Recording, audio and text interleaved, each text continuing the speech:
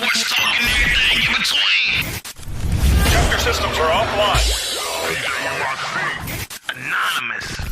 I'm in the mood. We can get it poppin' to be Yo, what's good, everybody? Welcome back to a second week of season 2 of Sports Talk and everything in between.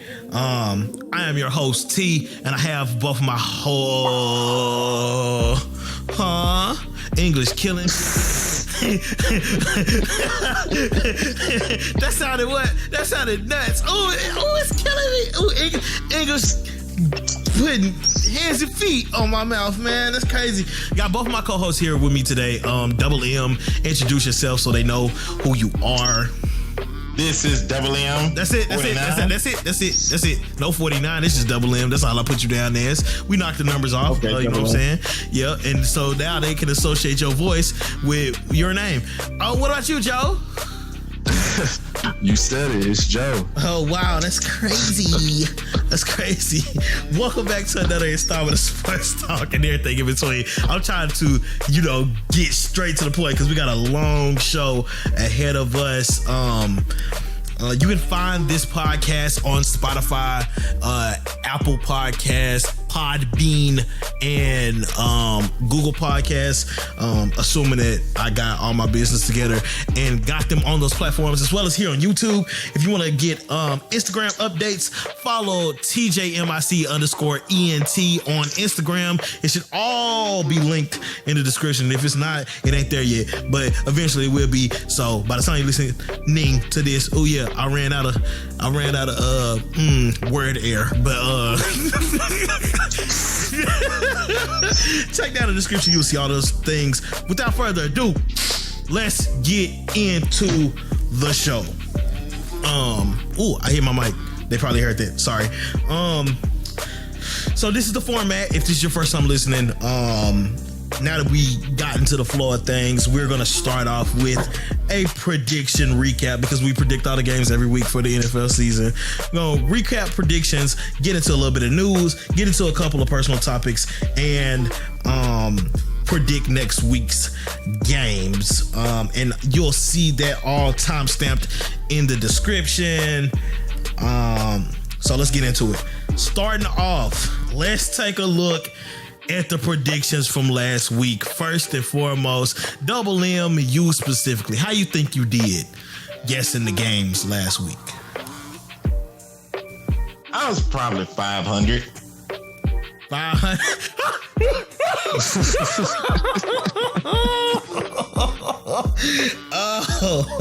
Oh, that's wild. I really didn't keep up with it. I was so disappointed with that darn Green Bay. I don't know what to say. Oh, that's unnecessary. Even though I did predict Tampa Bay to win, this is strictly from a fantasy standpoint. I see. Oh, that's tough. That's tough. That's pretty tough. Don't worry, I felt the same hit fantasy wise. Other league, yeah. Hey, in our other league, I beat Joe convincingly, and Joe was undefeated. Previously. Yeah. Joe was undefeated up until he ran into me, and I texted you like, hey yo, this might be a trap game for you. And you was like, hey yo, I think your stuff on vibrate, man. This ain't happening. But man, whose stuff on vibrate? Not me. Oh, okay. Regardless, man, dude, I was like, bro, you might want to watch out for me. He was like, nah, I'm pretty sure I got it in the bag. I'm like, dang, he talking to me like that. And then what happened. But so let's get into it. So starting off, the first game that I really got listed, of course, as Steeler fans, Pittsburgh, Cleveland. Pittsburgh won convincingly. They beat the dog out of the dog pound, I don't know. I thought somebody said that they would take their first L. Yeah, well, somebody also maybe I just said a bunch of different things. So I don't know. Did I dream that? It's tough. I just wanted to be a little extreme. Joe said Cleveland would win. He was wrong. Get him out of here. Me and Double M picked Pittsburgh. Pittsburgh won 38-7. That was brutal for Cleveland. They looked like they were on pace to kind of do something. I think that they were a quiet 4-1. I don't think people really realized that Cleveland only lost one game. And I heard and seen a whole lot of garbage about Pittsburgh being undefeated against teams that ain't won no games. But this Pittsburgh team looks serious. They look like they not playing with nobody. Period. Minka Fitzpatrick. They had, I don't know if it was both from Minka, but they had 2 interceptions. One of them was a pick 6 early in the game. Chase Claypool went off again, started him in fantasy, beat Joe with him. Insult to injury. Yeah. Y'all got any comments on the game? How you feel, Joe, saying what you said about that game last week? I mean, it really doesn't hit me that hard because like I only picked it because I know that you two are adamant Steeler fans, and so I knew the Browns were doing decent, and I felt like there wasn't a whole lot of harm in giving them a chance to win it. And I wasn't mad at it. It made sense how it turned out. I wish the running game took off a little bit more, but the way it shook out, it made sense. You know, they locked down the running game, and then Baker Mayfield is not going to win you the game, as we saw. And so it just went downhill from there as y'all kept piling on the score. So why would you have that kind of confidence in Baker Mayfield anyway? Well, because the offense had been going so well. And I thought, like, if they could establish a lead, even if it was like a small lead against y'all, then they could start the running game. And Kareem Hunt is so versatile. You know, I thought they'd use him on the ground and through the air, and that would be a way to keep them in the game and ahead of your defense. You know who was playing quarterback for Cleveland? Yes, sir. I do. No, it wasn't Baker Mayfield. It was the dude on the Hula commercial with Baker Mayfield head on his body. That's who was playing quarterback. Absolutely disgusting. Not Baker Mayfield. With Baker Mayfield's head. That's funny. Hilarious. Man, that's tough. But let's move on. Chicago, Carolina. Me and Double M picked Carolina. Joe picked Chicago. Chicago won. That's pretty tough. That's pretty tough. Yeah. That's pretty tough. Y'all gotta watch out for Nick wherever he at. When Nick out there, hey, Big Nick, he gonna do it to him. Yeah. They won 23-16. Let's see. New York Giants versus Washington. Both of y'all picked Washington. I had the Giants. The Giants won. Danny Dimes dropping dimes on them. You know what I mean? What was the score to that one again? I'm looking for it. I can't even find this garbage. Nobody's looking for it. I gotta write down the scores next time. Oh my god, where is it? I think it was like by 1 point. Yeah, they changed it. Competitive game. It was 19-20. That's what it was. Yeah, it was competitive. But yeah, I'd have seen Tyler's get pretty competitive, but they still not finna beat Conor McGregor in a cage fight. Like, both the teams is garbage. They're utter trash. Baltimore, Philly. Me and Joe picked Baltimore. Double M picked Philly. Baltimore won.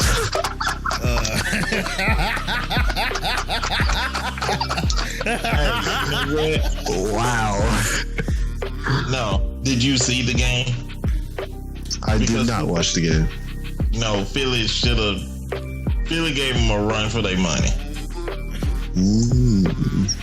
Was it? They lost. Was it late in the game that they came back? Like when they was playing Pittsburgh, though? Well, I think it was more competitive than the Steeler game. Of course, you would say that. Was it actually like that, or? No, they did come back. Baltimore went up. It was either 17-0, 24-7, something like that. But what caused the Philly is they missed a 2-point conversion early in the game instead of kicking a field goal. Oh, well, they lost 30-28, so yeah. Right, they lost by the 2-point conversion. Okay, gotcha.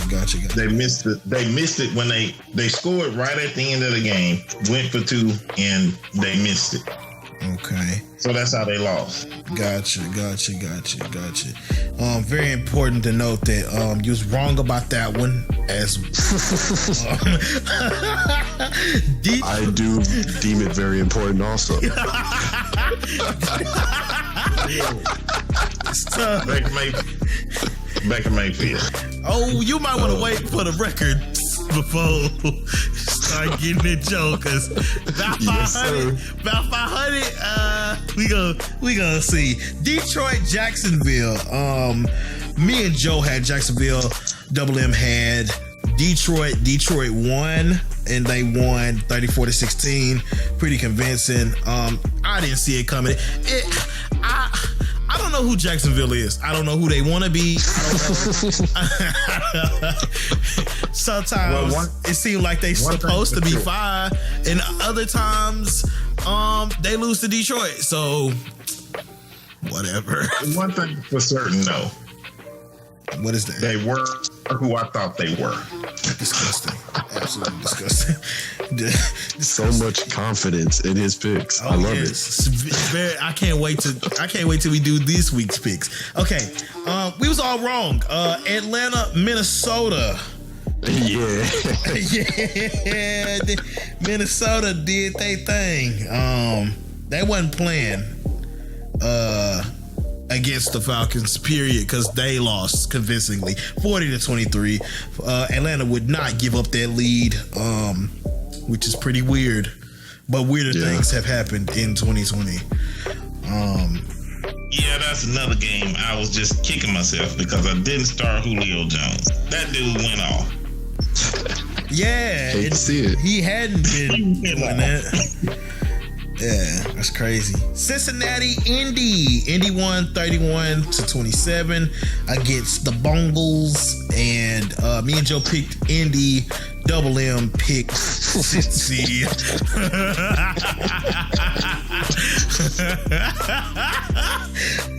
With every loss you tell me about, it's starting to come back to me how big he was talking. I mean, so confident. And I was just so wrong. We were just so wrong. The most confidence of analysis. It's pretty tough. No, these garbage games, it wasn't number one I cared about. But we making predictions. Oh, yeah, we know. Well, I know. Well, actually, two. One was the Steelers game. The other one was the Packers. Yeah. Sorry, Green Bay. There you go. It's the little things. It's the little things. Don't take much. Can't breathe. That's tough. Up next, Tennessee and Houston. Tennessee won 42-36. Me and Joe picked Tennessee. Double M picked Houston. That Tennessee team is tough. Yeah. They are. I mean, but they were looking really tough last season too. Now that was another game that went down to the wire, though. Yeah. No, they went to They went to overtime, if I'm not mistaken. Yeah, that's what I'm saying. They went. It was a really good game. I should have started the John Watson. Yeah, no, Derrick Henry got me a whole lot of points. Derrick Henry got me so many points. King Henry. King Henry. It's pretty tough. Now, this is tough. We all chose New England because why wouldn't you against Denver? But Denver won. Yeah. They won 18-12. That was one of those games. Don't talk about my dude, man. Don't talk about my dude. Damn. I'm talking about my dude, man. After the Cam. Oh. We just go. Miami, New York Jets. We all chose Miami. Miami won, of course, 24-0. Fitzpatrick. Oh yeah. I remember that. Yeah. Hey, I didn't break this down on the news, but like, let's just talk about it. They are taking Fitzpatrick out. Yeah, I saw it. Yeah, that was so surprising. Tua Tagovailoa. Huh? Didn't you see that coming? Not if Fitzpatrick was going crazy. No. Right. No. Going crazy and winning games. Man, I knew Tua would start before the season was over. They're one game behind from number one spot in the AFC East. Yeah, but they allegedly was tanking last year just to get that pick. Yeah, I mean, they ended up with some games. I get that, but like, I mean, clearly it was like predetermined because like they doing it at the bye week. But man, Fitzpatrick, I don't know. I think Fitz deserved better than that. I'm not just saying that because he was my starting QB fantasy. As soon as I saw that dude, I dropped him so quick. So what do you think about him and the rumors that, or people speculating he could end up in Dallas? I don't think he'll end up in Dallas because they already paid Andy Dalton $3 million. Yeah, that's a waste. Yeah, that's cheap. He might end up with the Jets again. I don't know why. No, they got a young quarterback. Why would they do that? Man, because they 0-5. It's gotta do not something. Sam Darnold. Man, he don't. It's Adam Gase. We know. We know. Yeah, they. Who else need a QB?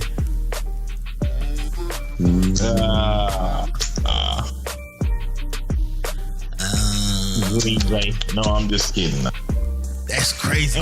Fitzpatrick coming to take out Aaron Rodgers. He's my boy. The Broncos. I guess I could see Denver. Yeah. No, okay, but what's the guy? Drew Lock. Oh no, that's San Diego. Never mind. I'm thinking about Tyrod Taylor, but he in San Diego, and then they got the young guy. But Justin Herbert is playing for Tyrod Taylor. Yeah, that's what I'm saying. Yeah, he going crazy. Yeah. I mean, Denver probably could. I don't know. I think he deserves a job the way he been playing, bro. Redskins too. That's viable. They got rid of Dwayne Haskins, didn't they? That's all I'm saying. They need a quarterback. Oh, Alex, what's wrong with Alex? Because he got a paper mache knee. He had hamstring is being held. His hamstrings is being held together with Elmer's glue. It doesn't Parts matter. are not included. I mean, if he can come back, Teddy Bridgewater can come back. He can come back. That's pretty. Yeah, but he not Teddy. Hey, he could go to Jacksonville. They like Teddy they ship Big Nick out. They not finna put over Gardner Minshew. He might. You know, the best thing for him to stay where he at, because Tua ain't gonna make a whole year.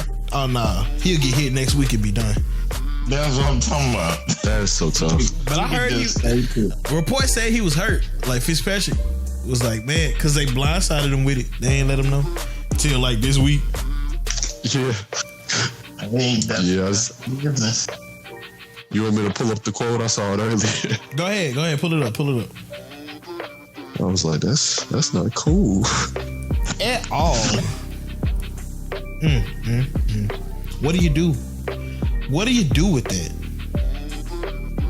So if I was him, I get out.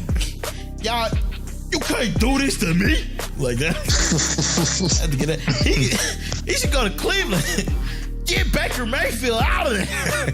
You give Ryan Fitzpatrick those weapons, bro. Hey, we got a problem.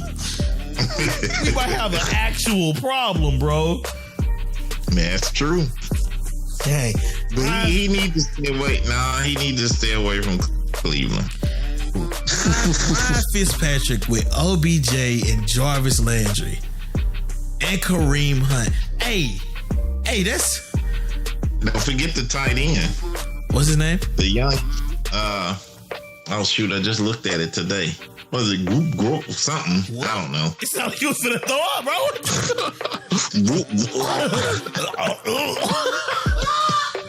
That's tough. I can't think of the young cat name, but he's pretty good. Joe, you got the quote?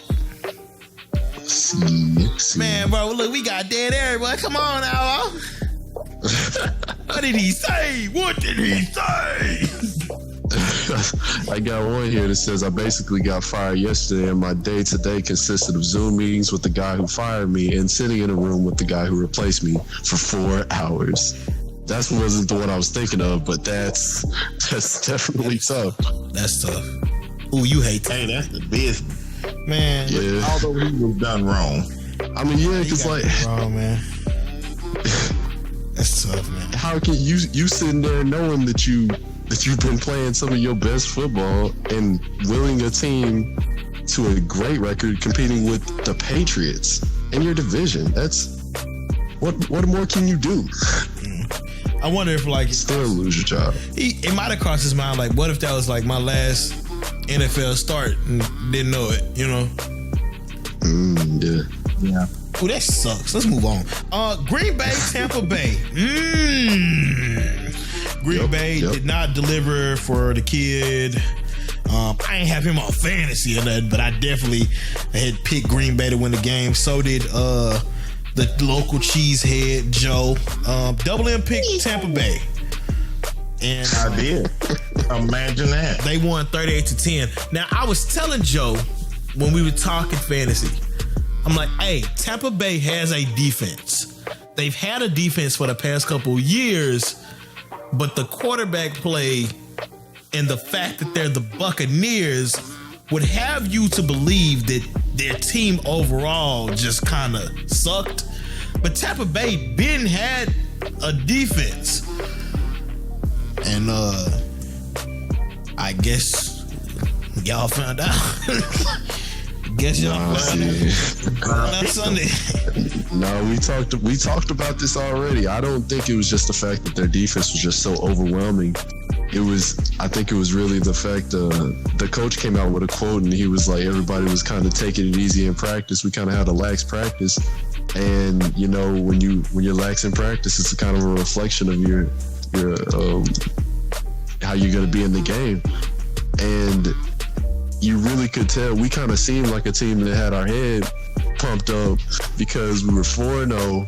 You go into the bye week, you're thinking about how you're undefeated, and then you have that break, and then you come back to a team that you've been talking about who has a quarterback who just made one of the craziest mistakes that you can make as a starting quarterback, and a veteran no less. I'm mentioning the Tom Brady forgetting the down. And, you know, on social media, there were Packers players talking bad about him, talking about, well, my quarterback, he knows what fourth down is at least. And when Aaron Rodgers went out there, he threw that interception, I am sure it shook the whole team. And Rodgers himself, because you go out there playing perfect, no interceptions for so long, and you have that track record of doing so. Once you make that mistake, you kind of shook. And it showed. That's all there was to it.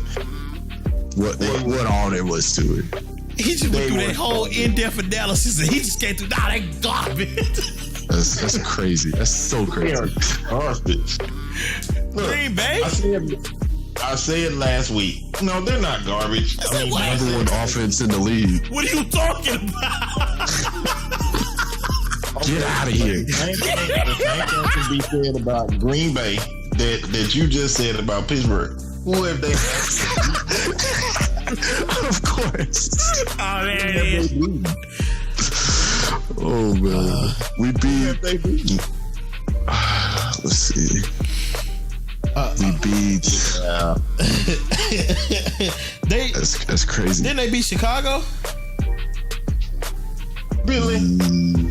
Chicago's won. Okay, but And they just beat the Buccaneers that beat Green Bay. We beat the Saints. We beat the Falcons when they were hot. Whoa. The Falcons was never hot. The Saints ain't. No, the Falcons, bro, stop. No, bro. I'm talking about when the Falcons were throwing, when they were almost leading the league in offense and receiving yards. They were hot. every week. No, they have not. They have not been doing that every week. The Falcons didn't put up a point. You said what? They didn't put up a point. That was 4 weeks into the season, Joe. They were putting up big points, bro. I'm not capping. They lost. First loss, they put up 25. Second loss, they put up 40. Third, 26, and then 16 when they lost to us. They were putting up numbers, and our defense slowed them down, and we outscored them. Joe. So what are you talking about, Joe? Yes, sir. Double M. They played a better defense, and it showed. Okay, garbage. That's the word you're gonna stick with, though. Garbage. They were garbage last week. They was garbage. I think they just ran into a Buccaneers team that they weren't prepared for. I don't think the Buccaneers have played like that, period, since they started. First and foremost, like, everything would lead you to believe that they would not be incorporating Gronk this season, and then he decided to have a coming out party against the Buccaneers.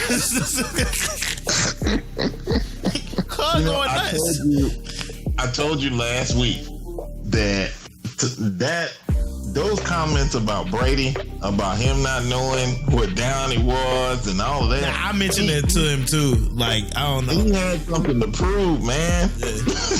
I also saw a stat that, like, Brady, like, rarely loses back to back, but I think more. You know what? I'm gonna just say it right here, right now. I think Brady was more of a system QB than, like, the greatest of all time, but none of my business. I want to mention just one thing. Go ahead. While we're gassing up Brady, because I'm not gassing him up. No, I'm talking about the defense. You know who I'm talking to. You know who I'm talking to. Double M over there. I'm not gassing up Brady. Tom Brady didn't just straight up beat the Packers himself. Tom Brady we spotted him his first 2 touchdowns. First one was a pick 6. Second one, they got picked off and they got him to like the 5-yard line. And Brady did what he does a little 5-yard pass, and it's MVP caliber all of a sudden.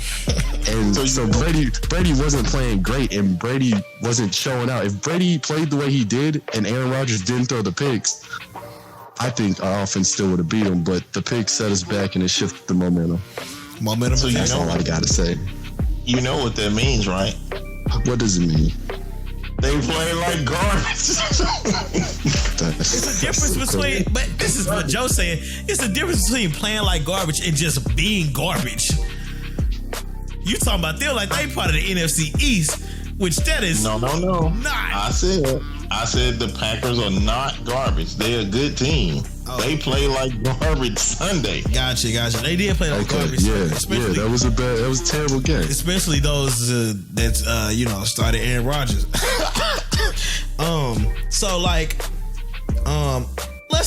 I also want to clear something up because you was talking about who have they played. They played Minnesota. I don't think Minnesota is a slouch. They played Detroit, and yeah, Detroit is bad, but they beat the brakes off Detroit. New Orleans highly questionable. Falcons highly questionable, and you could argue that maybe the Buccaneers were maybe their first real test, but they playing H-Town this Sunday, and even though H-Town ain't won but one game, that team is good. So we'll just come back to this conversation next week. Why don't we? Next. Oh wait, one more thing. I'm sorry. The Saints beat the Buccaneers. That's all. In week 1. Doesn't mean too much, but we played them in week 3. Listening to your argument about Sunday, right?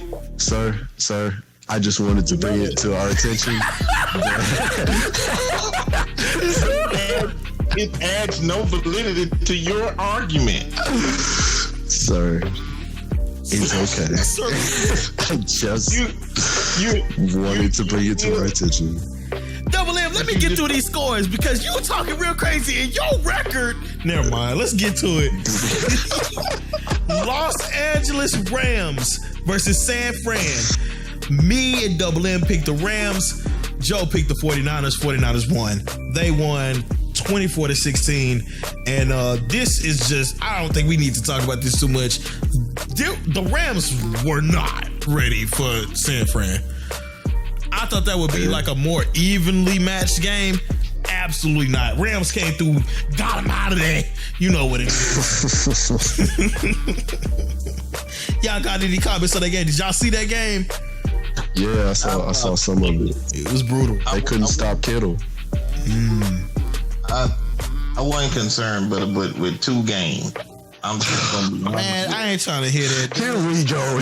Hey, you might have been concerned with 2 games, but before we even started, you said, I think I'm about 500. Nah, we gonna keep going. That's what we gonna do. You know what? And that was speculation because I didn't watch him. I didn't care. But we got a show. Ain't no excuses. You picked. We have a show. And you better do better next week or week after next, because I don't know if you know what's going on, but let's get it. Matter of fact, okay, next week, not next week, the next game, Kansas City Buffalo. Me and Joe picked Kansas City.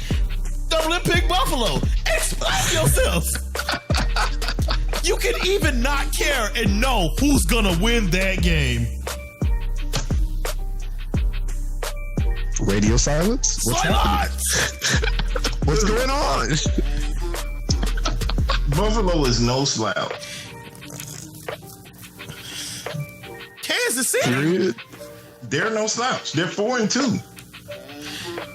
Or they were 3-1 or 4-1 3-1 at the time. Kansas City. Super Bowl champ. Patty Mahomes. Tyreek Hill. What they used to be. In the words of the great Shannon Sharp, my homeboy.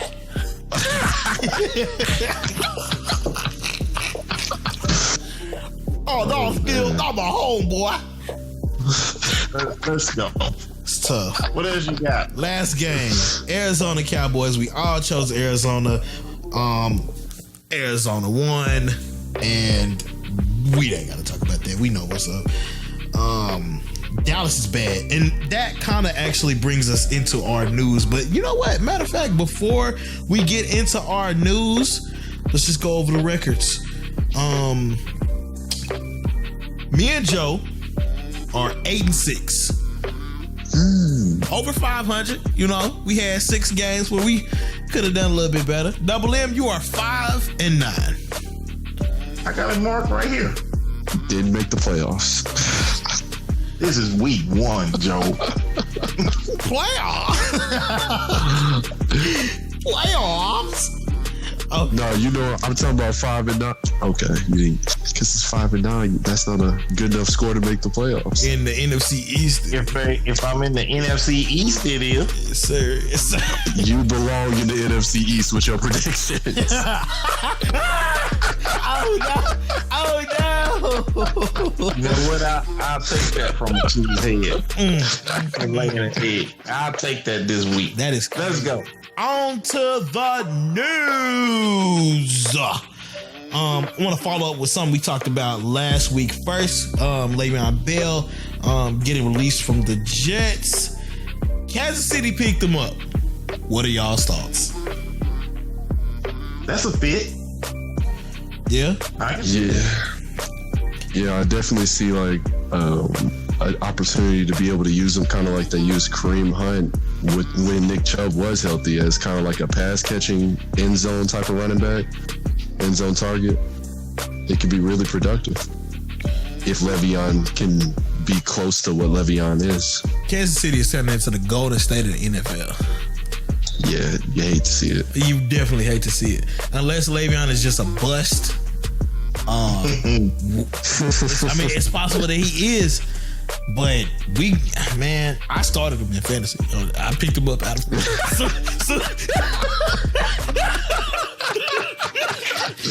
I don't care what nobody say. I'm starting Leveon. Nah, listen, bro. Listen.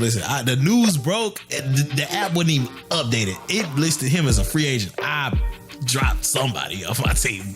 Get him on the team just in case. I'm gonna hide and watch. And then Melvin Gordon got hurt, so I'm like, I'm gonna throw him in there. They projected him to get 12 points. Let's just throw him out there and see. Trying to see what it do. We gonna see what he do. Le'Veon said he can reinvent himself, so we'll see. Man, y'all know it's finna work. Cause but unless I don't know, it depends. He might have to fight for some reps. Cause Clyde Edwards-Helaire, after being absent for about 4 weeks, hit the ground running, literally again against Buffalo. So yeah, he put up numbers too. He did pretty good in fantasy. He went crazy, bro. But yeah, so Le'Veon's back on the team. There was a big thing about his locker room presence and this and the third. And Ramon Foster was on the Pat McAfee show and he talked about Le'Veon. And the offensive line was talking. They were upset when he was holding out and everything, but he said that they didn't have any issue with him as a locker room player. It was just during that time that it was like, hey man, you making all this money and like you putting yourself before the team, and they didn't take lightly to that. But like, it ain't like he's like a toxic locker room player. I want to clear it up because I know that we talked about that last week. But yeah, man, Le'Veon to the Chiefs. That was my opinion last week. You said what? That wasn't my opinion last week. I said he should go back to Pittsburgh. Man, listen, I said we talked about it. That was my opinion. You know what I'm saying? But we move, we move as a unit. You heard me?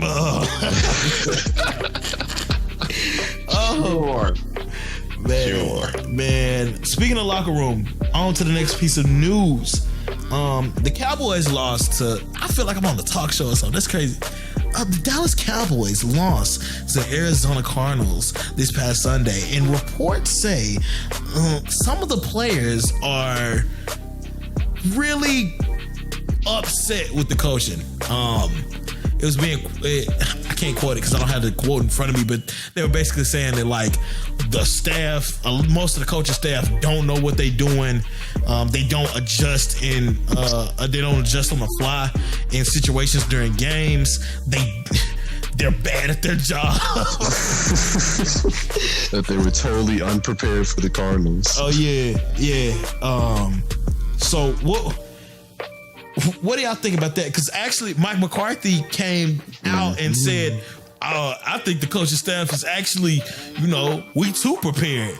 We coaching them too hard. That locker room is nuts. What do y'all think about it?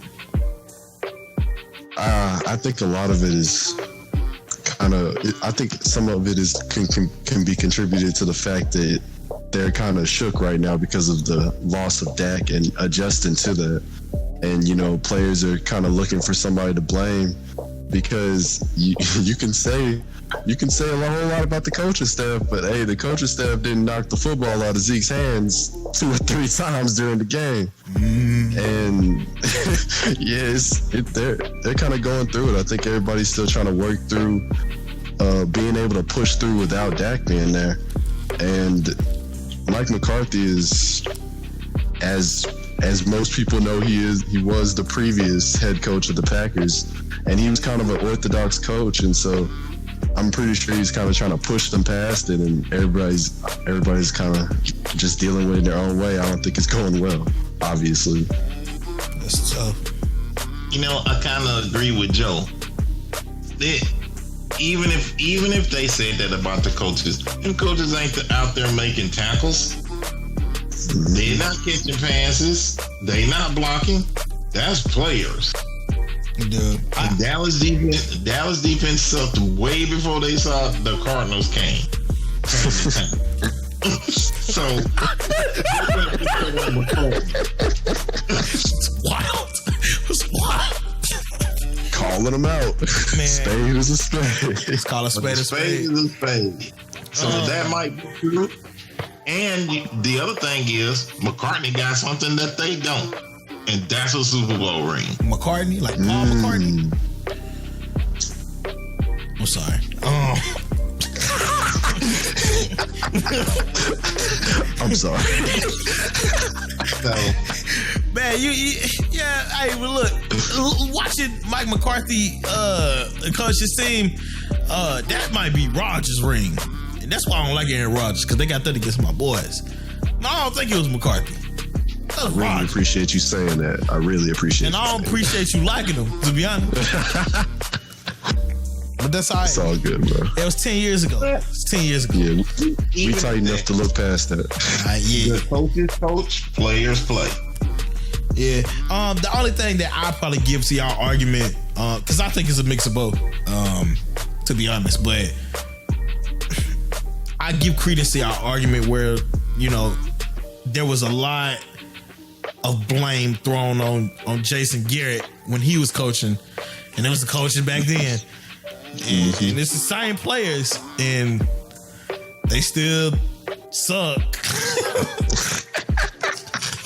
Yeah.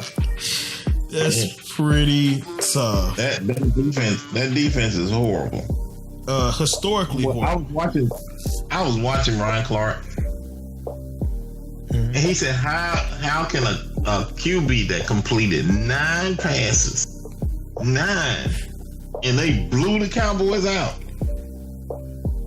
bro, because he run like a little roach and slide like a baseball player. Like he a first round draft pick in the NFL and the MLB. Yeah, but he's a short Lamar Jackson. yeah, but even at that, Nah, it ain't no even at that, bro. He is good. I mean, how many touchdowns did he rush for? Enough. I don't know. Enough to put up 30 plus fantasy points Oh no. on your head. I'm not talking about yards and first downs. How many touchdowns did he rush for? I don't even think he rushed for one. Oh, man. All I know is they scored and he at the helm of that ship. Yeah. Man, He making it do what it do. Yeah, he does. that just shows how bad Dallas is. Yeah. We'll make a note of that, because I kind of want to come back to that. I think that he is on pace to really do something, because even though he only completed 9 passes, he's a great passer of the football. He's really accurate. And man, dude. Ooh, wait. Next topic that we have on the Sports Talk and Everything in Between podcast news slate. That was disgusting. Daryl Morey, the Rockets general manager, stepped down recently.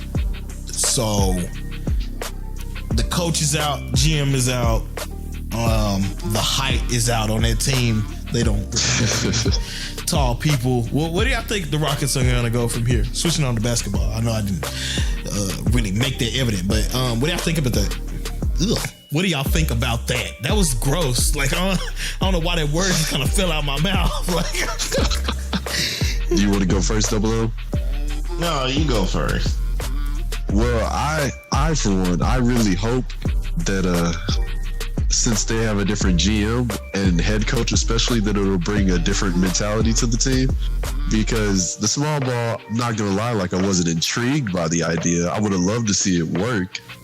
The amount of points that the pick and rolls and the spot up shooters everywhere could produce, but it really got exposed by the defensive aspect, really the obvious aspect of it. So I hope. I've seen a lot of trade rumors, and one of the most intriguing ones was that Joel Embiid could come to the Rockets, and the Rockets were willing to give up everybody except James Harden. And I really think if they could get Joel Embiid, and I would want to keep Russell, but really, because Russell is a great facilitator, but I think if they got some height with defense and also the scoring ability, that they could really develop into a deeper playoff team. because Capella was good, especially defensively. But when it came to offense, he wasn't as consistent, and he couldn't put up points and gain the attention of somebody like a Joel Embiid.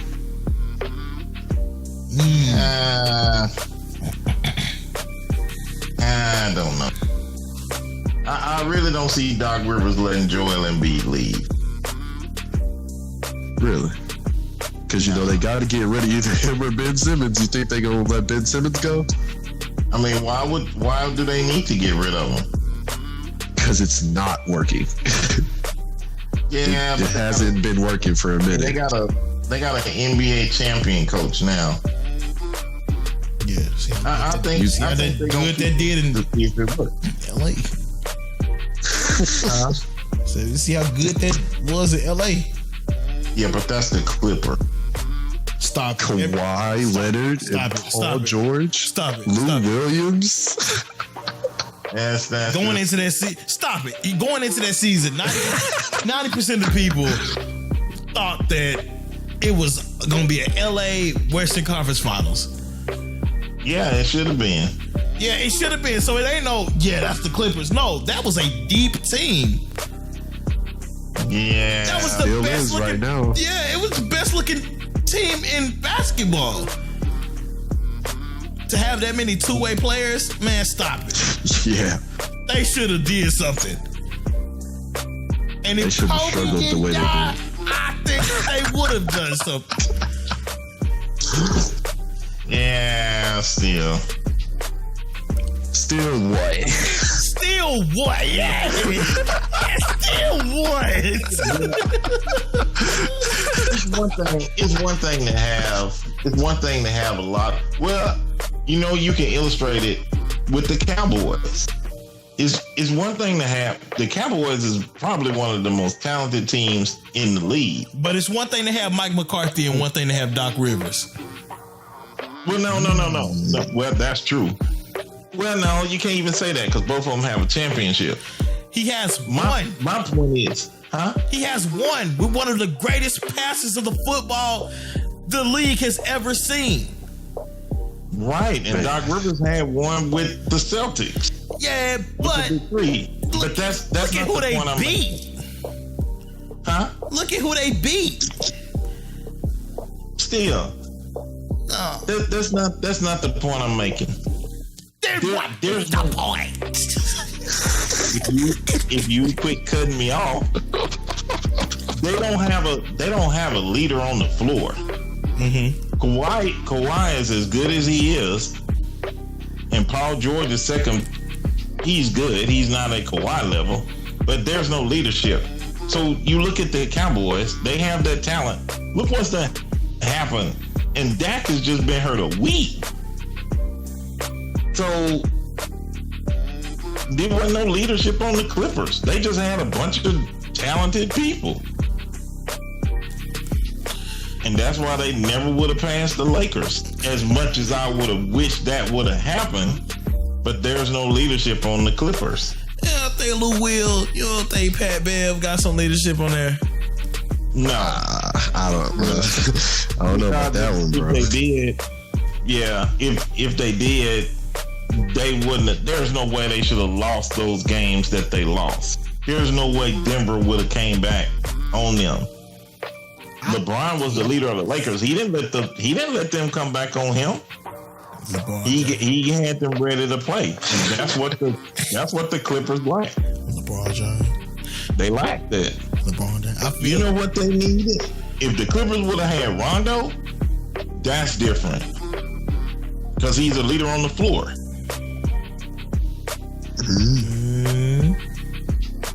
I do understand what you mean, and I feel like Kawhi Leonard is definitely a great player, like you say, but he's more of like a leader in the fact that he'll go out and he'll make his points, and he's a consistent scorer. He's somebody you look to that'll always be solid and have a great performance and can take over a game. But as you watch the whole playoff performance, yeah.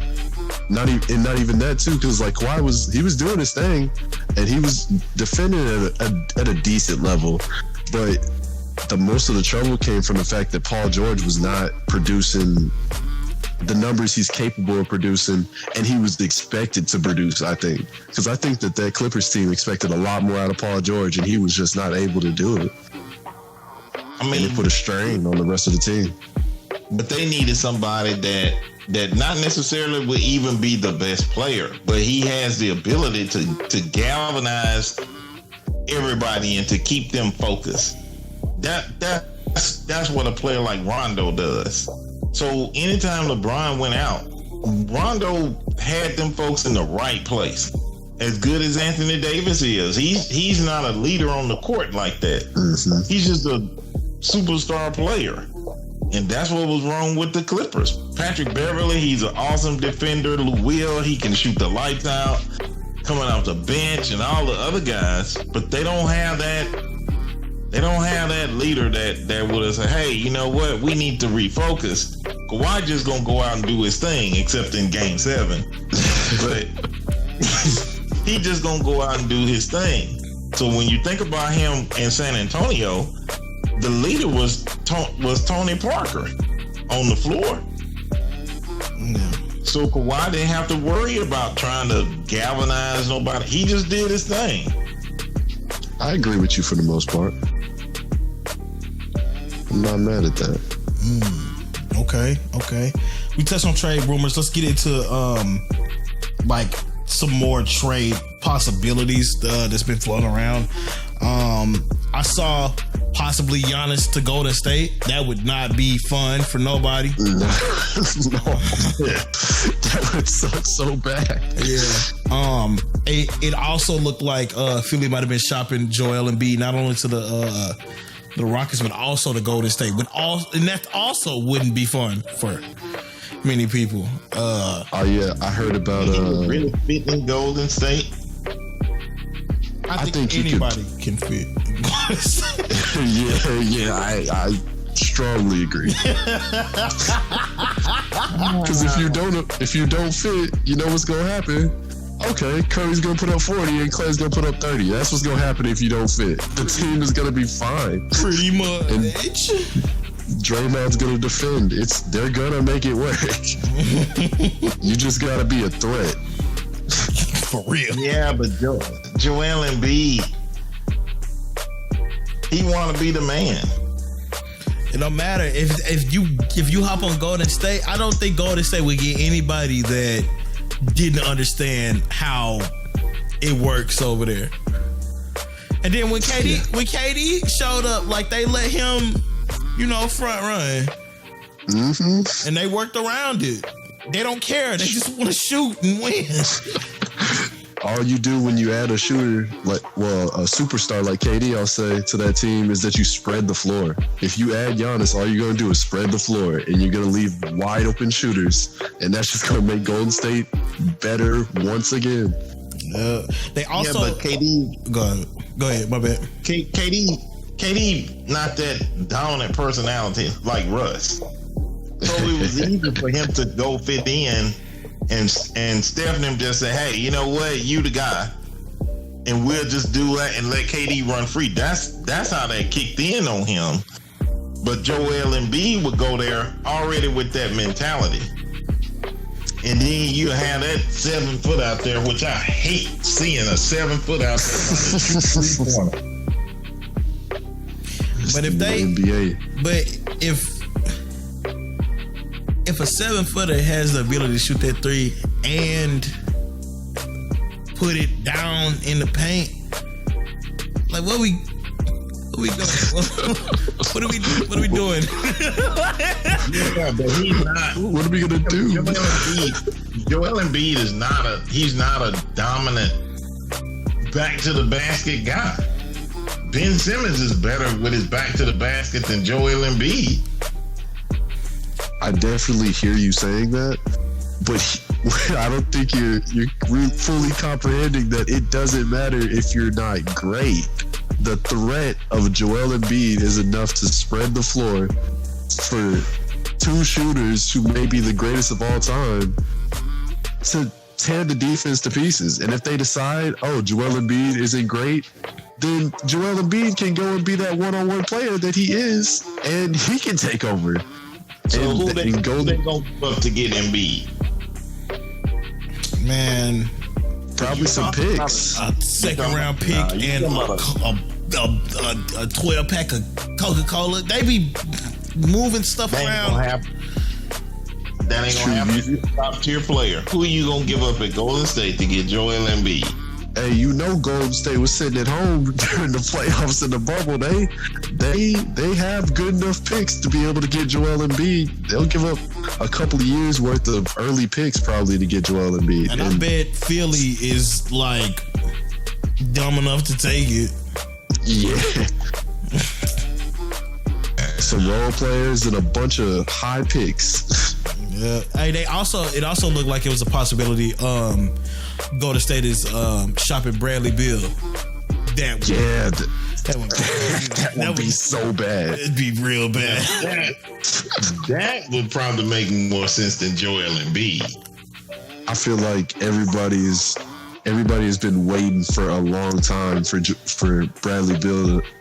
I'm sorry, for Beal to join a team that is decent because he plays great, and he's really underrated because he plays on the Washington Wizards and he doesn't get that spotlight. But he's been playing great consistently for a long time. Yeah, that's true.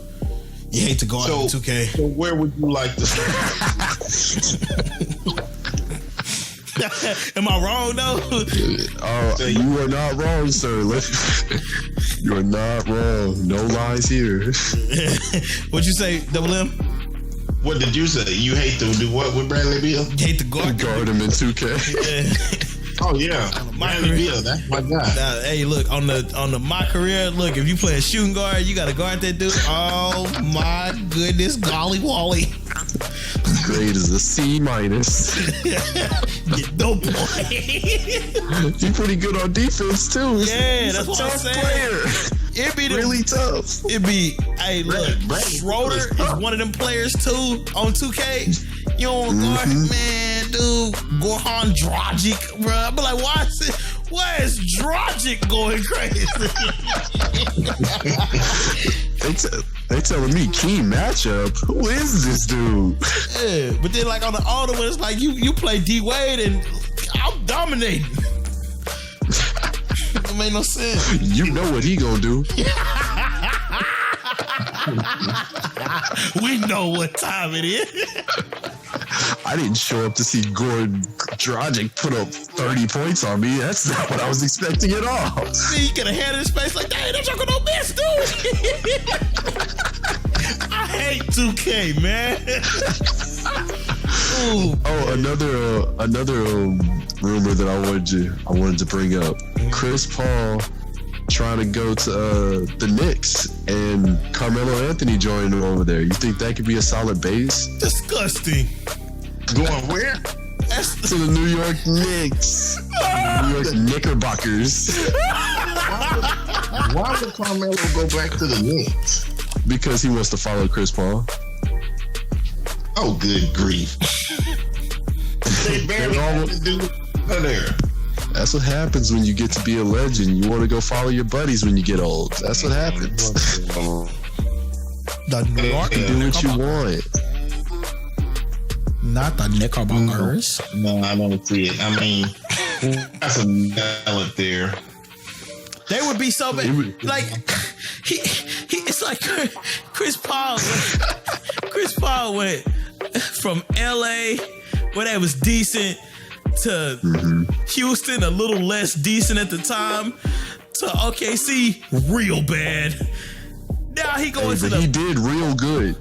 yeah, but they didn't. They made the playoffs. What are you talking about? Yeah, they made the He just want playoffs to talk about my team, bro. during quarantine, man. Yeah, nah. No, don't bring that up. Don't bring up the quarantine. Don't you disgrace my team like that. Like, they didn't grind it out in the West like everybody else. They were under the Houston Rockets. They weren't at the bottom of the league. Yeah. They worked hard to get their seed, bro. And Houston got how many guys on the Lakers? One? Oh, okay. We're talking about seed, my friend. they were a good enough team in the regular season to be able to be that high. So let's not sleep on OKC. They did their job. But were they ready? I guess. I guess not. I guess not. Well, I mean, the NBA Finals, the NBA champion was a foregone conclusion anyway. You knew it was going to be the Lakers or the Clippers.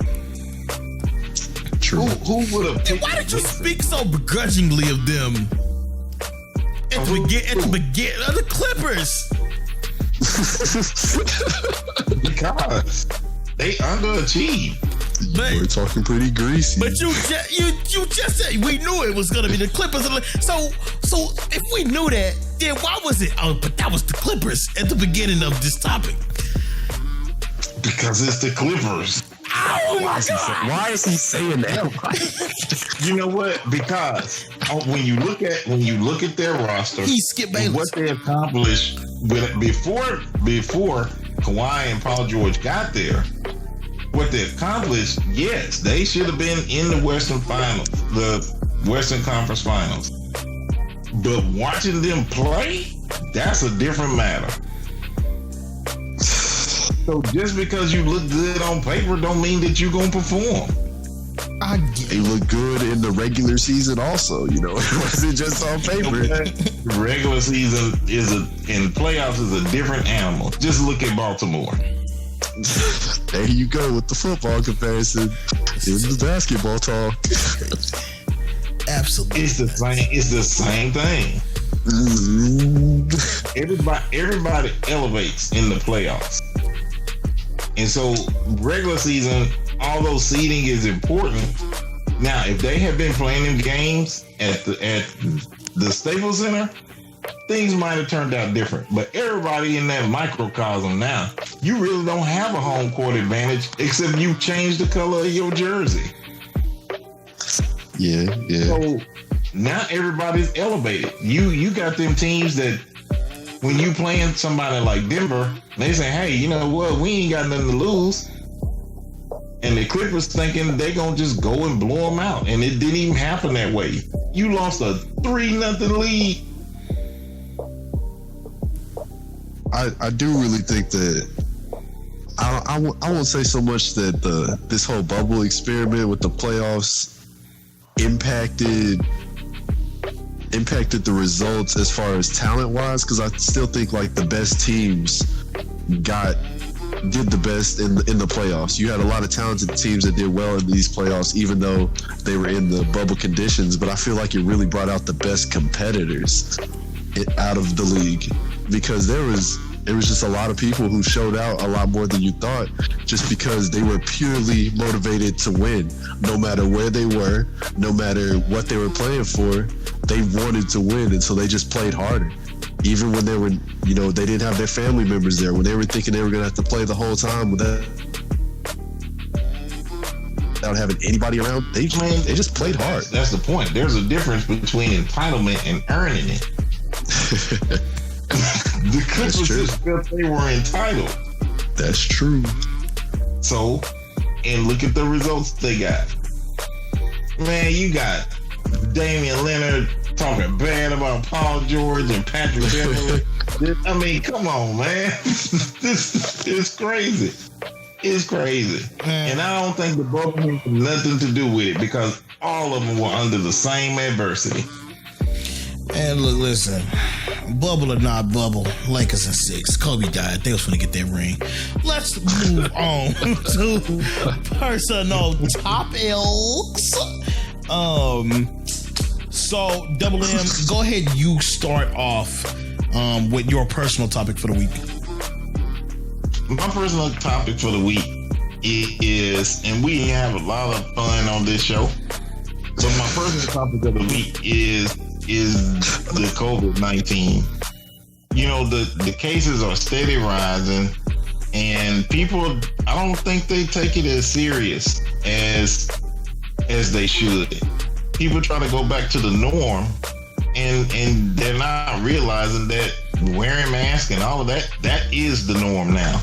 So you have people, especially athletes, they gotta earn a living. I'm all for people doing that, but just be cautious when you do it. I think the sports organizations are doing a good job at the testing and things like that to try to help keep people safe. It's going to be interesting to see how the NFL season turn out. I think the NBA set the standard. Baseball is following their model, but you still have people testing positive. So for people that work out in the industries, whatever your job is, and just try to be safe. Wear your mask. Put your gloves if you need it. So they kind of slow this pandemic down. Double M out. Double M not out. We still got more show to do. That kind of transitions into my topic. But I'll say a couple things about it. See if Joe has anything. I feel you on that. I think that it's always best to be precautionary. But with as little information, even after 10 months. Probably, of research and experiments and all that stuff, for them to not have a vaccine or truly understand all the elements that comes to like this virus. I don't know, man. I don't know if we really could. I don't know how much we can actually slow it down. Like you said, I think that it is the new norm. But until they start coming out with like some cold hard effects, people are trying to get back to normal or operate under normal strictly for economic reasons. And because of that, like, man, I don't know if we slowing this thing down, period. Because I think it's too many people in too many places trying to do too much to where, like, even if you got, I mean, it's a fact though. Like, even you got the mask on and you what? Ain't nobody social. I don't hear that word no more. Social distancing. Yeah, nah. I don't think people doing it. I know I don't see it as much up here no more. But yeah, I definitely agree with you. Every single person needs to be taking precautionary steps. But with that being said, I don't think that they understand the nature, so I don't know if we really truly could slow it down. That's the only thing. I that's my 2 cents on it. Wear your mask. Oh, I don't think they'll slow it down. That's why I said wear the mask. Yeah. And try to protect yourself and others. For sure. Joe, you got anything? Yeah, I mean, like you say, there's not a lot of understanding of it, and you can kind of feel the atmosphere about it. Everybody kind of feels, I think that for one, it's tied to the election. It's a little political. It's supposedly getting so much worse around this time. And then you have the others who just don't believe that it's real, period. And whenever, concerning the NFL, I feel like it doesn't affect it too much whenever there's individuals who have that feeling, because sometimes even when you have that feeling that you're not taking it seriously and that you don't care as much, you still have to follow those guidelines that are in place. But whenever you get a team and an organization like the Titans were starting to be, there were those rumors that they weren't following the guidelines and that they weren't doing everything that was required to try to prevent the spread of COVID-19. I think that's one thing that could really lead to the end of our season early. When whole organizations get lax and they try to act like it's not a big deal, because it obviously has, whatever the effects of it are, it obviously has the potential to spread, and we're taking it so, and the league is taking it so seriously that it's going to force them to postpone too many games, and I think it could ruin the season. You know what? That leads right into my personal topic. It's a possibility that the Super Bowl could be pushed back 4 weeks. Allegedly, like, they have prepared, like they booked hotels like a month after the original date for the Super Bowl.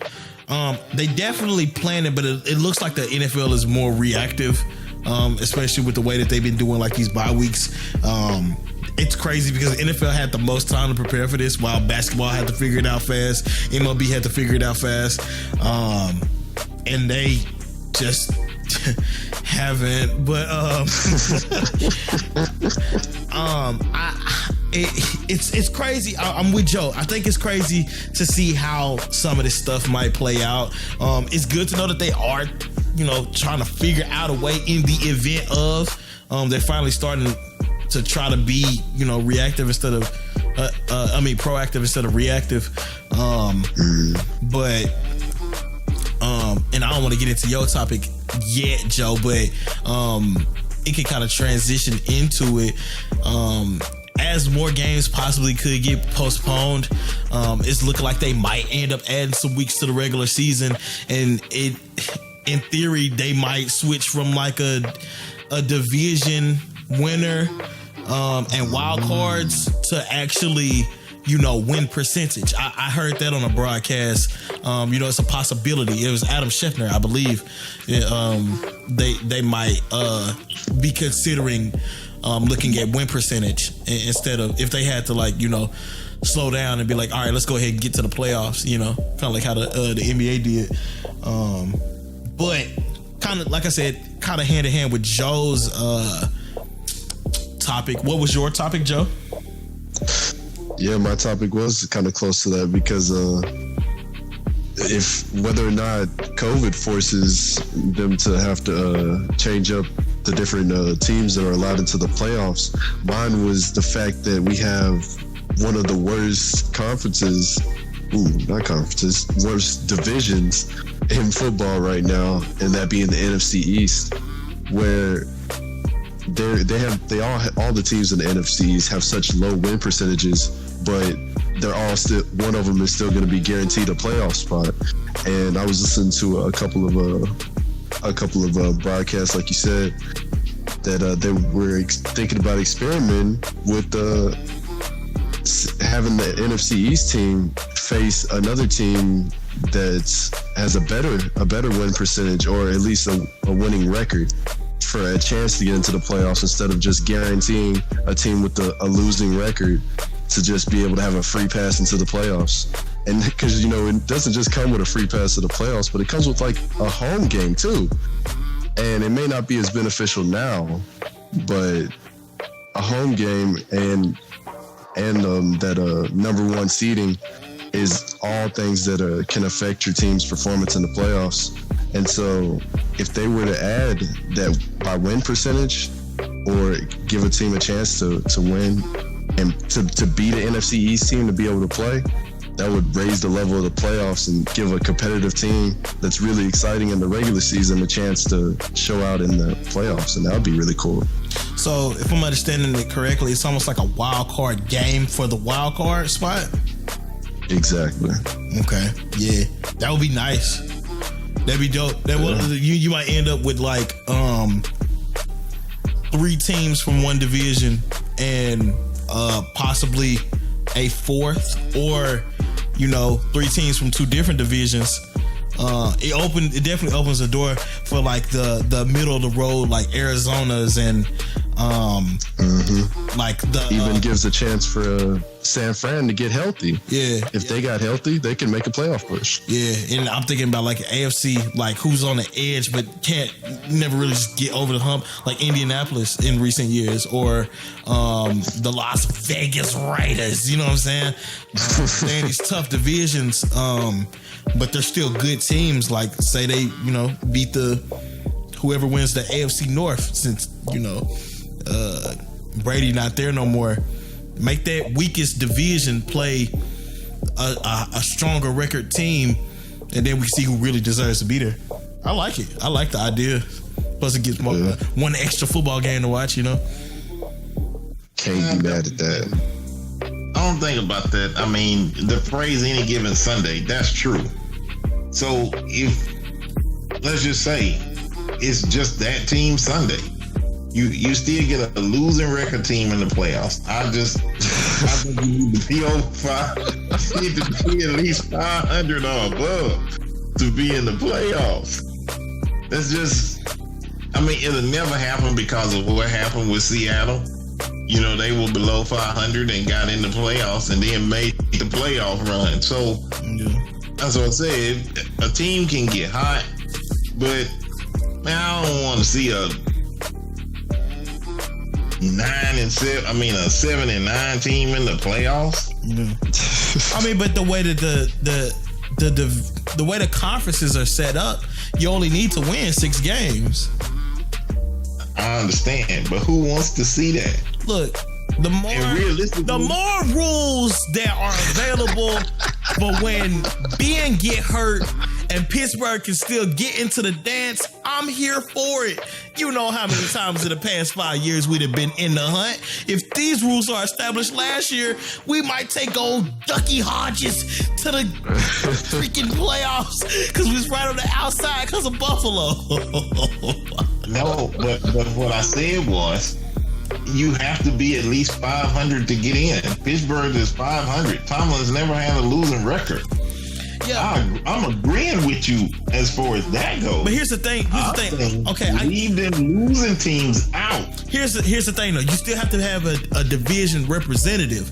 But if if the division representative is less than 500, and they have to play that game for like a better record team, because what Joe's talking about is like whatever team did make the playoffs but they have the highest record in the conference, then you get a chance for that below 500 team to get kicked out and get replaced with a better team.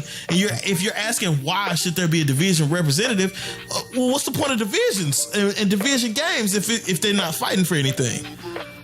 I understand what Joe's point is. Do you understand what I just said about the divisions? No, I understand what it is. My personal opinion is any given Sunday. So even under that scenario, you take let's just say they started right now and you got the 2-4 Cowboys and they got to play Arizona or somebody like that to get in. And Dallas just beats them. You still Dallas just lost real bad to Arizona. That was a real bad comparison. You chose a blowout matchup as your example. That's right. Because when it comes to football, who's to say the Cowboys won't win the next time around? I'm to say because Dak ankle is absent. And Zeke got butterfingers. And you know what? Pittsburgh didn't have Ben last year, but they won some games that they shouldn't have won. I think they deserve to win them games. It happens every year in the NFL. Well, like you say though, playoffs are a different animal. Yeah, it's a different animal. And even if we don't apply the rules that we talking about, any given Sunday still applies. So, I mean, if that's a constant, it's never gonna change. Let's give a deserving team a chance to get in now. Yeah, let them have the chance to beat a bum team and get in there. So what you're saying is, somebody I don't like that. So East deserves to be in the playoffs for an opportunity to win the Super Bowl. You said what? So what both of you are saying is that a team from the NFC East deserves to be in the playoff and an opportunity to win the Super Bowl. No, what we're saying is whoever will have the highest record but didn't make the playoffs deserves a chance to beat whoever wins the NFC East and go in and play and make the playoffs. Yeah, that's the whole point. That's the whole point of that rule. Okay. Yeah, that's why we keep saying that whoever has the highest record will beat the winner of the lowest winning division. That way we can kick them out. They deserve a chance because they didn't make the playoffs because they're in a tough division, but they still have a higher record. It gives an opportunity for all the best teams to make the playoffs. Okay. Do you not get it? Yeah. I understand it. You understand but that? My mindset is they travel over there because I'm assuming that they have to play a road game because of the division winner, right? Yeah, but this is before the playoffs even start. But it would have to be a home game. You have to travel. You still have to play. Okay, so are you saying the team with the winning record has the home game? No. Nah. We saying that the team. Hold on, listen. No, this is the problem with what you're saying. Here's the difference. So you telling me with doing it how it is, there's 100% chance that whoever wins the NFC East makes the playoffs. And what we're saying, there's a chance that the best team will end up in the playoffs by knocking off whoever wins the NFC East. That's a higher chance of getting the best teams into the playoffs. So you tell me how what you're saying is better. No, I asked a question. Who plays the road game? That was the only question I asked. The road Who plays the road game? The NFC East winner would be at home because they won the division. Okay, that was my question. So, in all likelihood, that the odds are against the team that's traveling in there. It doesn't matter how good they are. If they're on the bottom of their own division, the odds is against it. What you fail to realize is, I'll say it again, it provides an opportunity for the best team to get into the playoffs where there previously was none. Even if the odds are stacked against them, if their record is better than the winner of the NFC East, it's a higher chance that they're gonna beat them because they're a better team. The odds are even better to keep them sorry jokers out of there. You're not understanding what we're saying. You're not listening. I do understand. No, you don't. Let me give you an actual scenario, okay? I just have a different argument. Hear me out. I understand totally what you're saying. But you saying keep the side jokers out of there. That's how we would keep them out. If you okay. It's not guaranteed, but at the same time, wouldn't it be kind of unfair to just lock out a whole division of the playoffs, even if they are bad? Like, you just can't not send a whole division to the playoffs. But do you not understand that the same scenario that y'all are presenting will still keep that representative out of there? If they are good enough to win, then they deserve to win. But if they lose, hey, they deserve to lose. Get them out of there. That way, but isn't that what the regular season is for? Not if your schedule doesn't allow it. No. I mean, this allows for the. You said what? You said if your what doesn't allow it? If your schedule doesn't allow it. Okay. So now maybe then there's a scheduling issue. No. So yeah, it's a tough team. Okay, let's look at who has the toughest schedule this year. I don't know. There's no way to say that because we didn't have off season. We didn't have preseason. Everybody started off pretty much on a clean slate. Let me provide you an example to you. Okay, I think the best division in the NFC is the NFC West. You got Arizona, Seattle, San Fran, and the Rams.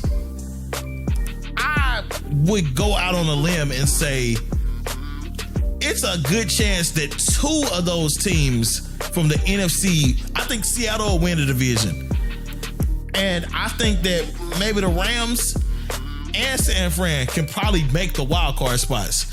Because the rest of them NFC teams look real bad. We know it won't be anybody from the NFC East. The NFC South is kind of struggling. Drew Brees is not what he once was. He looked like he having trouble throwing it 5 yards. The Bucks will probably take that. Atlanta sucks. Carolina is still trying to find their stride. And then the NFC North, well, you got two teams there, Chicago and Green Bay. But I think Chicago is going to turn into Chicago in about 4 weeks. Yes, sir. So let's say Arizona somehow pulls off like a 9-7 record. And let's say Dallas wins the NFC East with a 7-9 record. Arizona deserves to be in the playoffs. So I think you set aside a week for Arizona to play Dallas in Dallas to see who gets to really deserve to be in the playoffs. And then Arizona wins, and nobody from the NFC East is up in the playoffs because they don't deserve to be there. And if Dallas wins, because it's coming down to a wire, it's a playoffs atmosphere game, we'll see their best, presumably. Either way, it lights a fire under the team to fight for something, where you don't see that in the regular season because, yes, the regular season is just different. It's built different.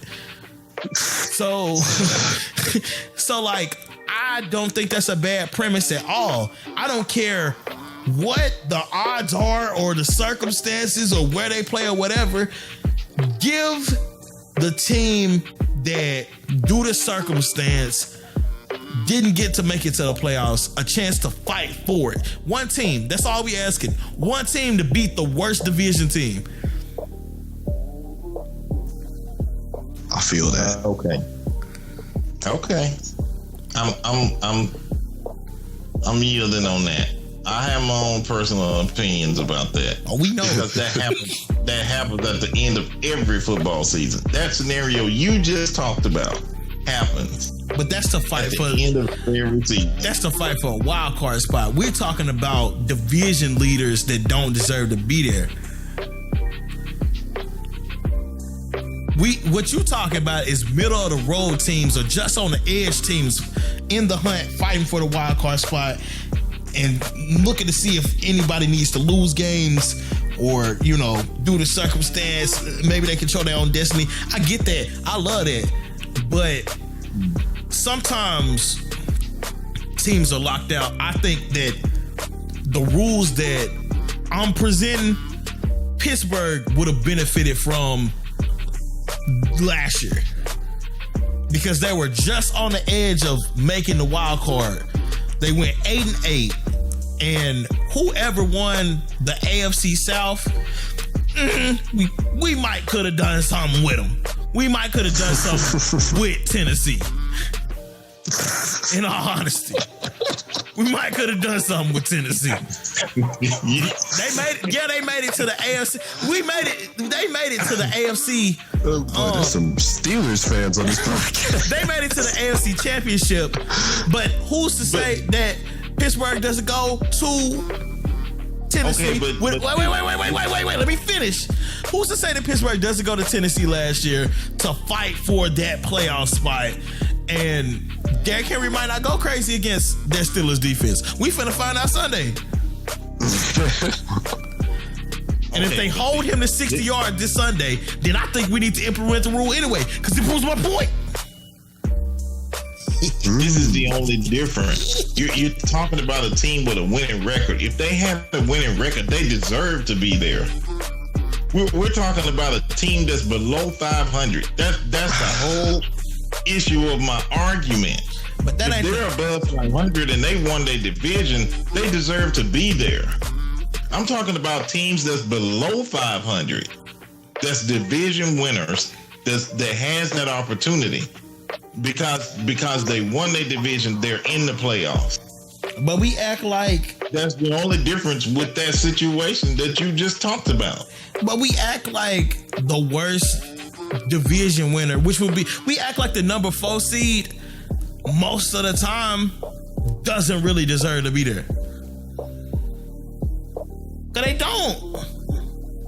Most of the time. And it's 2 divisions that we look at to prove this. The AFC South and the NFC East.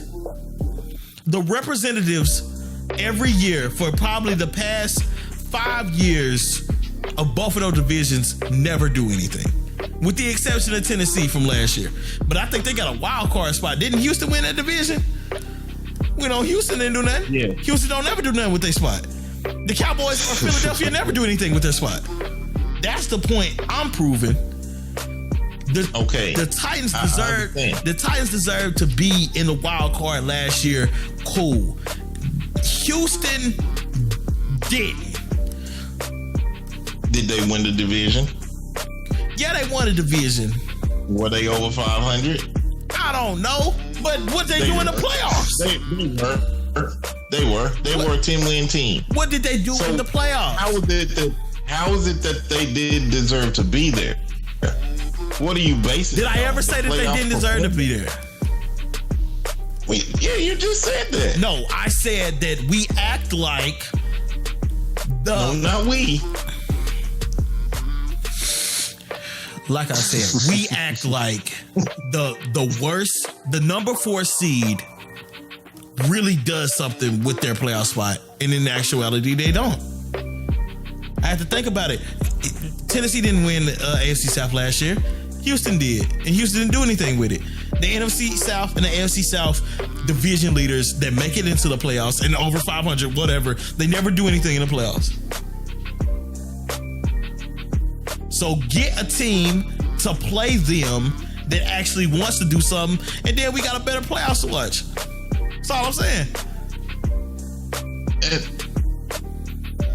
That's a bad example you just gave. No, it's not, because Houston doesn't do anything in the playoffs. Because if you win 10 games, how is it that you don't deserve to be in the playoffs? I didn't say they don't deserve to be in the playoffs. I'm saying that a hungrier team deserves to be in the playoffs more than they do, because they don't get to do anything in the playoffs once they get there. You taking what I'm saying and saying something totally different. You're basing it on a game that's already played. I don't. No, have, I'm basing it. No, you can't do that. You can't tell me what I'm basing it off of. I'm basing it off of the fact that a lot of the time, the team that didn't make the playoffs but had the highest record deserves a chance to get in the playoffs if the worst division leader doesn't do anything in the playoffs. My case in point being the AFC South and the NFC East division leaders over the past 5 years. You tell me what they've done. So in other words, because I wouldn't use Houston as the example. Houston played a better game. So you're saying Baltimore shouldn't have been there the last 2 years? No, I'm saying the worst, the number 4 seed. Who is the number 4 seed? You keep changing. Who is the number 4? Bring up the past 5. No.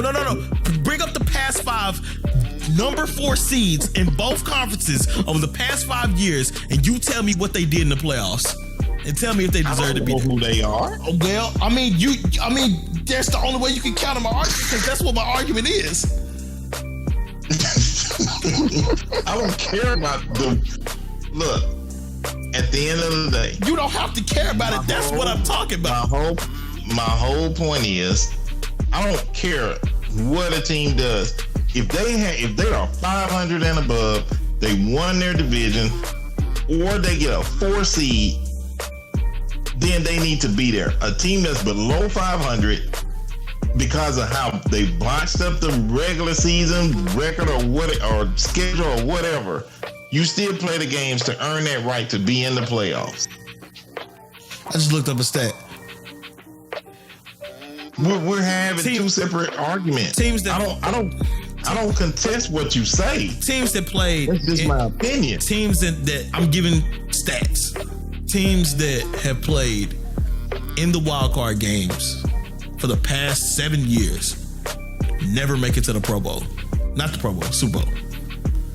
So why don't we take whoever had the highest record? Because, okay, whatchamacallit is a 10-win team. Let's say the Raiders win 11 games but don't make it because of the Chiefs. Because of the Chiefs and whoever else is in the wild card. Let's say that it come down to a split decision, then Tennessee and Buffalo makes it because they have 12 wins, where Oakland only has 11. Make Oakland play Houston. Watch Oakland beat Houston, and then we have a totally different playoffs because we have a hungrier team that has proved that they were hungrier. Yeah, I get any given Sunday, but any given Sunday, whoever fights hardest wins. Okay, so let me ask you one question then. This joint getting too long. What's up? When I suggested that you just keep it, like you said that there has to be a representative of a divisional winner, right? Mm-hmm. Otherwise, do away with the division. Okay, in the scenario that you all are proposing, you're still leaving a divisional winner out. We're leaving a divisional winner out in the event that they cannot beat a hungrier team with a better record than them. But isn't the basis of your argument is that they would lose that anyway? Probably. Sure. Okay, If they lose, they lose. Okay, But it's so not- you're still leaving the divisional winner out. But here's the thing. You're not cutting them out just to cut them out. You're cutting them out in a playoff setting. Like I said, this would essentially be a wild card game for who would play in the wild card games. This isn't regular season. This isn't, something chalked up by chance and based off of what other teams do, like the wild card. This is a single isolated game to see who wants it more. And it still puts the division winner on a platform to prove that they deserve to be in the playoffs. Yeah, they won a division. They're being recognized as winning the division. So they're still inclusive in the playoff process. But no, they're not going to the playoffs because they're going to get beat by whoever really deserves to be there. And if they happen to win, then they deserve to be there. 1,000%. That's how it is. Okay. But here's something Oh my God, we moving on. We not doing this. You we gotta said get through, okay. We gotta get through predictions, bro. This is long. Okay, let me just make this point. You can't. About the stats you just looked up about the playoff teams, the 4. You know why the odds are against them? Cause they suck. It's because they play those extra games. That's why. See, now that's a decent point. Because they do have to play extra games to get there. That makes sense why you would bring that up. But still. But regardless of it, you still see where the teams that get the bye benefit the least. That's what happened to Baltimore last year. And then starting this year, they moved it to having where the only the number 1 seeds get a bye week. The number 2 seed has to play. So the NFL clearly doesn't care about that whole bye week thing that you're talking about. No, I'm not talking about the teams that got the bye. I'm talking about the teams that play the extra games. But if they don't have the bye, they have to play the extra game. Now he's just saying that it'd be harder for them to win because they'd have to play the game to get into the playoffs to beat the worst team. Then they'd have to play an actual playoff game. And then if they win that game, they would have to play another one and then the Super Bowl. Then give them a bye. The team that fought to get into the playoffs? Yeah. Why would you give them a bye? You wouldn't give the lowest seeded team a bye. Shoot. That's why I said that's a good point. That was a good point. Okay, let's get the predictions. We'll put a pin in it. Let's get the predictions. I guess. Oh my God, this is gonna be. You could cut a lot of that argument out. But it was some fire clips in there. I be thinking from the promotional standpoint. Anyway, so wow.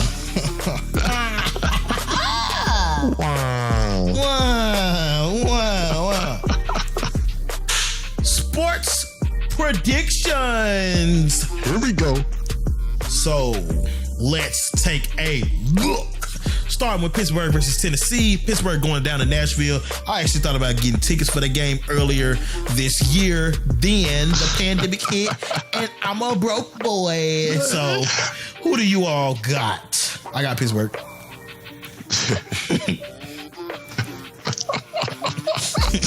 Dang it.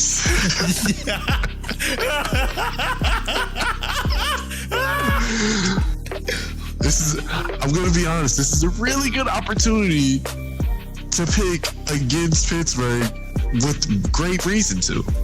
Pittsburgh has proved that they can stop the run, but nobody has proved that they can stop Derrick Henry. So it will be interesting to see how Pittsburgh handles Derrick Henry. I think overall they do have enough defense to slow them down enough, and I think Big Ben gets rolling with his young wide receivers. Y'all get Deontay Johnson back this week too, and so I think they'll have enough firepower to win. I'm picking Steelers. I wrote that. Yeah, I ain't gonna be the odd one out this week. You know I'm going Pittsburgh. However, I do have reservations because of Derek Bush injury. Devin Bush, I mean. Oh yeah. That's a key loss. But by the same token, Tennessee lost their left tackle, and that's the side that Blitz. It's a toss up. But I'm going Steelers. Even if they lost Devin Bush, which that is a big loss, if they find themselves in a position where they got to rely on Ryan Tannehill, I don't think that Ryan Tannehill versus that pass rush plus those defensive backs and Joe Hayden, Minka Fitzpatrick, Mike Hilton, I don't think Ryan Tannehill wants those problems, because he definitely didn't want them against KC last year in the playoffs. So, and we already know that's a different animal. So, Absolutely. Yeah, no, I definitely got Pittsburgh. Get them out of here. Green Bay versus Houston. Oh. Get him out of here. I'm going Green Bay. Disgusting. Had to do it. Get him out of here. Had to. Oh, that's so gross. Get him out of here. I'm picking Green Bay. Green Bay. Boy, you gotta be shame yourself. Who you got? We'll see next week. We'll see next week. We go see today. We go see. I think Deshaun Watson gonna feast on the Green Bay defense. That's so tough. But I am gonna take Green Bay because I think Aaron has a bounce back game. Thank you. You stole my point. He got embarrassed last week. So I'm going Green Bay. Man, if they just got taken in overtime by Tennessee, and I'm not saying Tennessee's a bad team, they're definitely undefeated. They won one game. Green Bay, get them out of here. New York Giants, Philly. Let me ask you something. Hey, T, where are they playing? I figured out how to look and see who playing who this time. I'm prepared this time, as long as my NFL app will load. That's crazy. Yeah, you're right. Oh, hang on. Here it is, right here. They playing in Houston. In Houston? Yeah. Ooh. Don't you change your prediction. Stick with it. It's okay. Let him be wrong, bro. You want Houston? I'll write it down. No, I'm still going Green Bay. I'm still And if Houston win, we gonna look real crazy. Extra goofy. Extra goofy boys. New York Giants, Philadelphia. I'm taking Philly because we not finna sit up here and act like Philly didn't just go toe to toe with two of the hottest teams in the AFC and almost won, even though they were playing from behind. They going crazy. What about Danny Dye? But get out of here. I'm just kidding. Definitely, I'm picking the Eagles. All right, cool. Who you got, Double M? They playing in Philadelphia. I'm taking Eagles. We in a pandemic. The home field don't matter. Yeah, you keep saying that. That's kind of weird, bro. Unless you talk about traveling, but they in the same division, so they close by. Yeah, still, I'm going Philly. Okay, Dallas, Washington, another garbage NFC East matchup.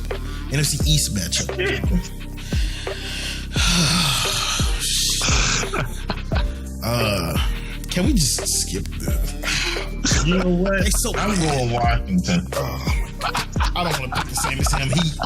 He not fine with the prediction. I'm going Washington. Because it's too much turmoil in Dallas right now. Yeah, but that's a lot of times they chalk it up for the media, and then they just want something to talk about. This could be one of them games where it's like, oh, through the adversity they won. Joe, who you got?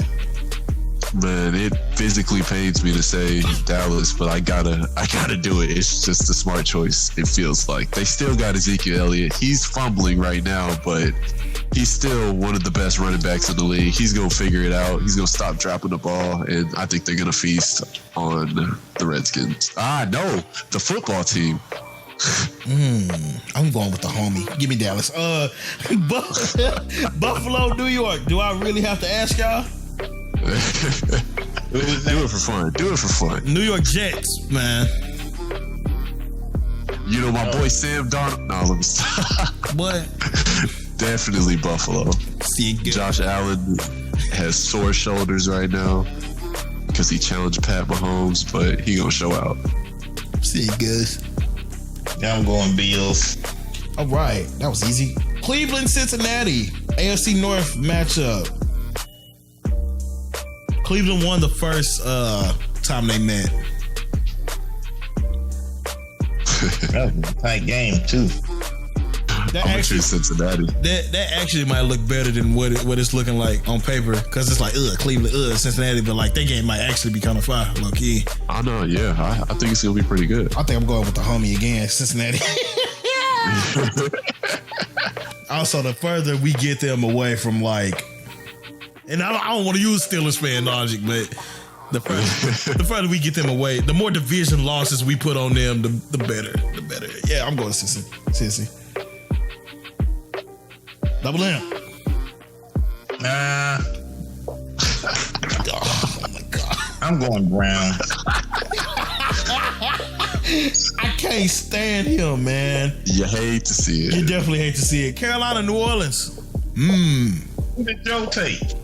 Cincinnati. I took Cincy in the beginning. Okay.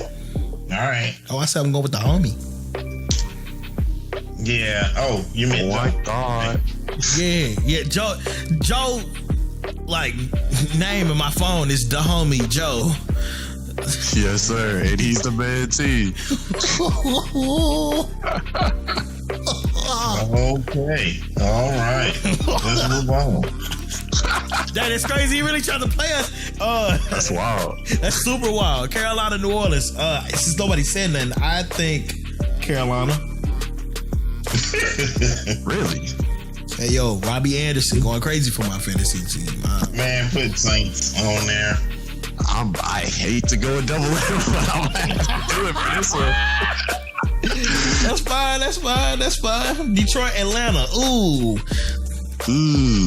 Which garbage bag got the most trash? I'm going to Atlanta because they just beat the brakes off of Minnesota, and I don't think that Minnesota is just somebody you run over. I mean, their secondary is kind of beat up. That's kind of been their issue. Detroit is Detroit, though. I'm going Atlanta. Oh no, I might change. We got Joe. I'm gonna go Atlanta too because I would love to see Detroit lose another game. Hey, look, all right, Packer logic. Results gonna be looking real similar next week. If you want me to go nuts, I can make some hot takes. I think we all learned from last week. We try to do a little bit better. I've been stopping myself on going for a couple of days. Yeah. By the way, as we make these predictions, part of the reason I made us do the fantasy league double M, it make you watch the games almost a little bit differently, be a little bit more invested in them, and want to see them more. And by the way, if you ever need a link to the game, just hit my line. Anyway, Seattle, Arizona. The plug team. Oh no, ain't no plug. Just a bathtub plug. Oh man. I'm going Seattle. I'm going Seattle too. That's tough. I'm gonna go hot take on this one. I'm gonna say that Russell Wilson finally has his week and he loses. I'm gonna say Cardinals. Bro, you're gonna be looking real nuts next week. It's a division. It's a rival game, bro. It is. But I think that Seattle plays down to their opponents. They coming off a bye this week too. Yeah. No. Yeah, but Seattle defense still beat up. Jamal is still out. That's Russell Wilson on the other side of the field, though. I hear you. I definitely hear you. He's on my fantasy team. I feel you.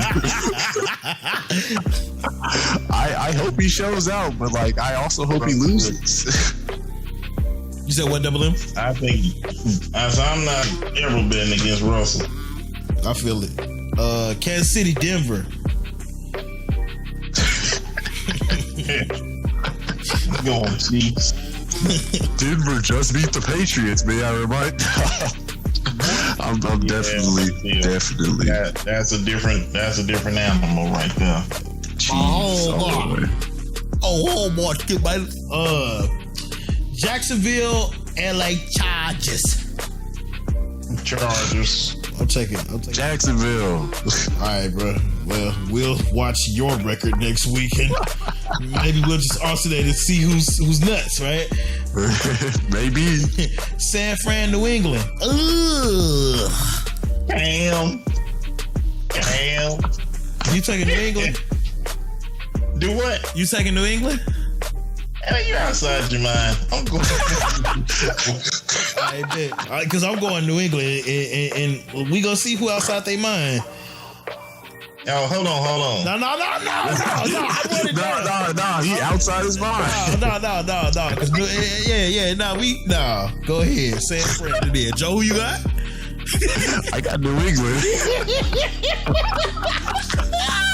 Very much so located inside my mind. Go ahead. Location, my mind. It's pretty tough. You go ahead. I'm taking San Francisco. All right. I'm not saying it won't be a game, but I still think the Patriots will pull it out. No, Bill Belichick got the inside scoop with Jimmy G, and they probably Billy Bells. They probably hacking their cameras right now. Who's the quarterback for New England? Cam Newton. Yeah, that's why I'm taking San Fran. Right, that's so rough. That's so crazy. He know that's my favorite player, so that's all right. Just watch what Cam do. Hide and watch. Oh man. Come on. Chicago, LA Rams. That's the last game. Man. I hate that they have that matchup, but I think Chicago wins. I was just gonna say, man, I'm taking Chirac. Yeah, I'm taking Chicago. You missed Tampa and Vegas. Did I? Yeah. Darn. Okay. Give me the Bears for that one. Okay, and then Tampa Bay Raiders. Who y'all got? Man, that's a coin toss. Not to me, boy. I'm going to take the Gruden Grinders. Yes, sir. I want the Gruden Grinders myself. You know, I want to take them, but I just like Tampa defense. I'm riding the Bucks again.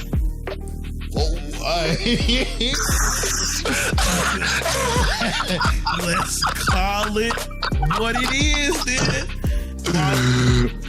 Baltimore, Miami, Minnesota, and Indianapolis all on the bye. Boom! That's it for episode 2. If you stuck around to the end, hey, highly appreciate it.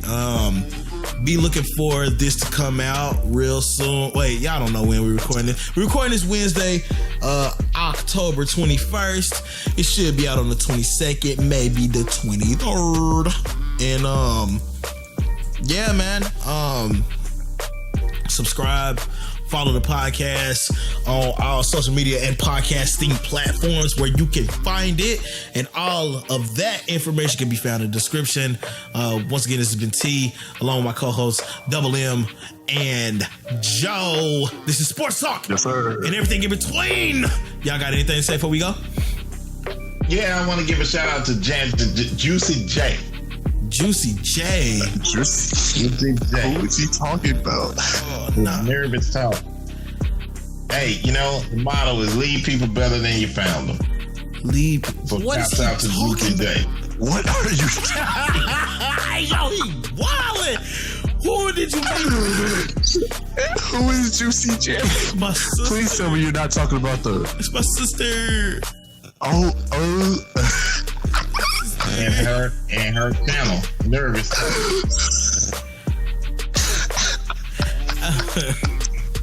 Hey, look, man, if you ain't promoting Tin Juice, Anonymous Team Music, I don't hear no TJMIC Entertainment. That's the only thing we promote. Shout out, look up Nervous Talks Podcast on YouTube. It's my sister. She has her own show. Go peep it. I'm glad you said that, though, because it also reminds me, subscribe to TJMIC. Subscribe to TJMIC Entertainment here on YouTube. This is going to be the central hub for all TJMIC Entertainment properties, such as Sports Talk and everything in between. Anonymous Team Music and more. That's where you can find all of us here, right here on the channel.